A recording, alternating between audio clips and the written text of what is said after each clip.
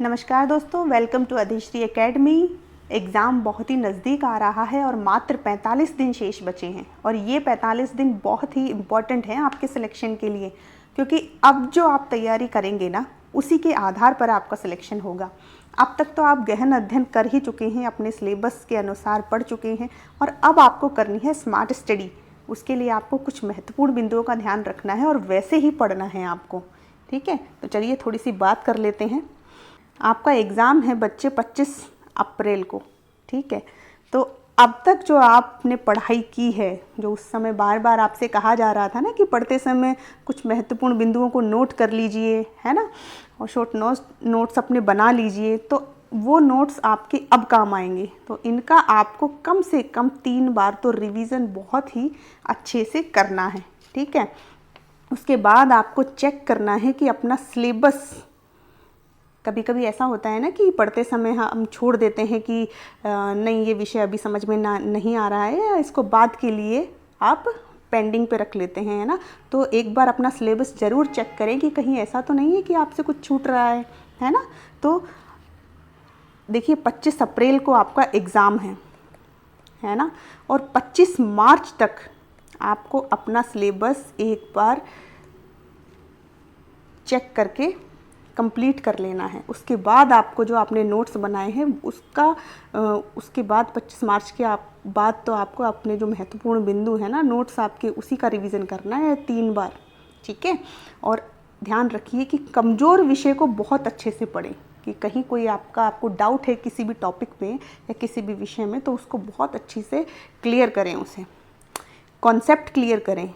जिस भी विषय को आप पढ़ते हैं या थोड़ा सा डाउट है तो उनके कॉन्सेप्ट क्लियर करें, फैक्ट्स को समझें, है ना, क्योंकि समझ पर आधारित बहुत ही प्रश्न ऐसे आते हैं बहुत सारे कि जो ऑटोमेटिक अपनी समझ से ही वो हल हो जाते हैं। ठीक है, हाँ जी। तो पहले भी मैं ये आपको कह चुकी हूँ कि पिछले प्रश्न पत्र ज़रूर हल करें। पिछले एग्ज़ाम के जो भी क्वेश्चन पेपर्स हैं उनको आप ज़रूर हल करें। देखिए कई बार तो ऐसा होता है ना कि एज इट इज़ क्वेश्चन दे दिया जाता है ना, बिल्कुल वैसा ही रिपीट हो जाते हैं क्वेश्चंस, या फिर वो क्या करता है कि प्रश्न वही रहता है लेकिन उसकी लैंग्वेज को घुमा फिराकर वो बदल देता है, प्रश्न बिल्कुल वही रहता है। तो पिछले प्रश्न पत्रों को ज़रूर देख लेना, ताकि आपको ये निश्चित हो जाए कि पेपर इस तरह आएगा।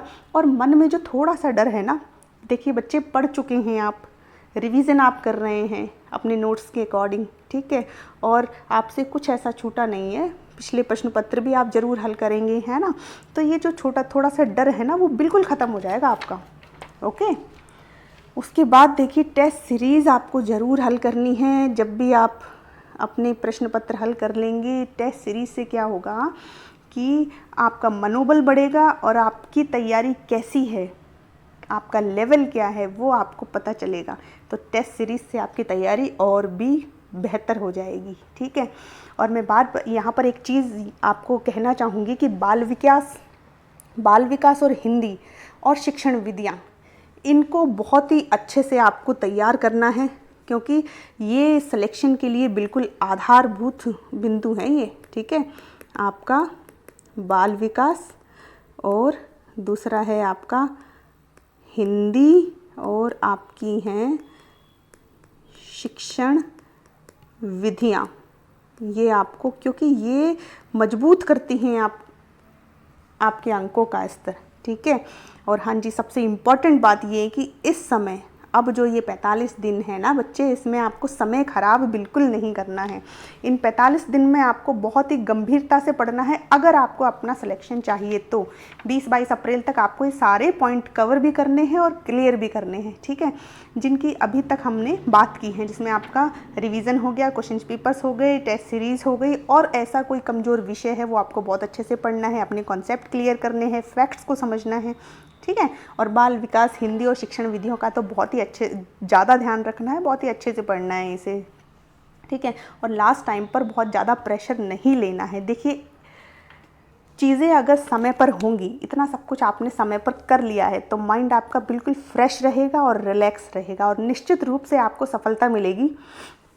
तो ऑल द बेस्ट आपके एग्ज़ाम के लिए। बहुत बहुत धन्यवाद आपको।